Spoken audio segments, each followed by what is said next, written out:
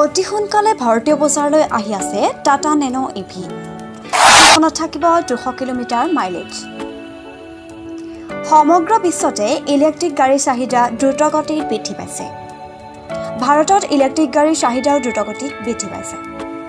ইফালে আকৌ এইবাৰ টাটা নেনো ইভি ভাৰতীয় বজাৰত আতংকৰ সৃষ্টি কৰিবলৈ আহি আছে। টাটা নেনোৱে যেতিয়া ভাৰতৰ পেট্ৰলৰ সংস্কৰণ মুকলি কৰিছিল তেতিয়া ভাৰতৰ আটাইতকৈ কম মূল্যৰ গাড়ী আছিল। এতিয়া বৈদ্যুতিক বাহনৰ কথা আহিলে তেতিয়াও টাটা নেনো আটাইতকৈ সস্তীয়া গাড়ী। আশা কৰা হৈছে যে এইবাৰ অটো এক্সপ' 2023ত কোম্পানীটোৱে নিজৰ গাড়ীৰ মডেল উপস্থাপন কৰিব পাৰিব। টাটা নেনো ইভিৰ দাম কিমান হ'ব? টাটা নেনোক মাত্ৰ 1 লাখ টকাত এখন লাখটকীয়া গাড়ী অৰ্থাৎ গাড়ী নিৰ্মাণ কৰা হৈছিল। মুকলি কৰাৰ পিছত ইয়াৰ মূল্য 1.5 লাখলৈ বৃদ্ধি পালে। এতিয়া বজাৰত আহি আছে টাটা নেনো ইভি, যাৰ আৰম্ভণিৰ মূল্য প্ৰায় 2.70 পৰা 3 লাখ টকা হ'ব বুলি আশা কৰা হৈছে। যদি আমি ইলেক্ট্ৰিক গাড়ীৰ কথা কওঁ তেন্তে টাটা নেনোৱে এই ছেগমেণ্টৰ আটাইতকৈ কম খৰচী গাড়ী। এই গাড়ীখন শক্তিশালী বৈশিষ্ট্যৰ সৈতে আহিছে।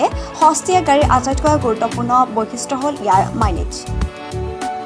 ইলেক্ট্ৰিক গাড়ীত মাইলেজ এনেদৰে পৰীক্ষা কৰা হয় যে গাড়ীখন এটা চাৰ্জত কিমান চলিব পাৰে। টাটা নেনো ইভি এটা চাৰ্জত প্ৰায় 200 কিলোমিটাৰ ওপৰলৈ যাব পাৰে।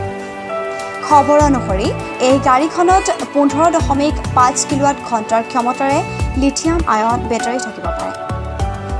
এই গাড়ীখনৰ সৈতে কোম্পানীয়ে ফাষ্ট চাৰ্জাৰৰ বিকল্প আগবঢ়াইছে নে নাই সেয়া চাবলৈ আগ্ৰহী হ'ব, কাৰণ ফাষ্ট চাৰ্জিঙৰ লগে লগে গাড়ীৰ দাম বৃদ্ধি হ'ব পাৰে।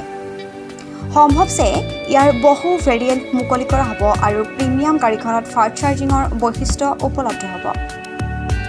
বিশ্বাস কৰা হয় যে এই গাড়ীখনৰ সৰ্বোচ্চ গতিবেগ প্ৰতি ঘণ্টাত 65 পৰা 85 কিলোমিটাৰ পৰ্যন্ত হ'ব পাৰে। লগতে কোৱা হৈছে যে গাড়ীখনত 3 ধৰণৰ ড্ৰাইভিং মোড পোৱা যায়। প্ৰথমটো হ'ব ইক' মোড, দ্বিতীয়টো হ'ব নৰ্মেল মোড আৰু তৃতীয়টো হ'ব স্পৰ্টছ মোড। কেৱল এয়াই নহয়, ই এণ্ড্ৰইড অটো আৰু এপল কাৰপ্লে সংযোগৰ সৈতে 7 ইঞ্চিৰ টাচস্ক্ৰীন ইনফ'টেইনমেণ্ট ছিষ্টেম লাভ কৰিব পাৰে। ইয়াৰ লগতে ব্লুটুথ ইণ্টাৰনেট সংযোগ, 6 speaker sound system, power steering, power window, ইভিডিৰ সৈতে এণ্টি লক ব্ৰেকিং ছিষ্টেমৰ দৰে বৈশিষ্ট্য পোৱা যাব। ব্যুৰ' ৰিপৰ্ট, নতুন অসম।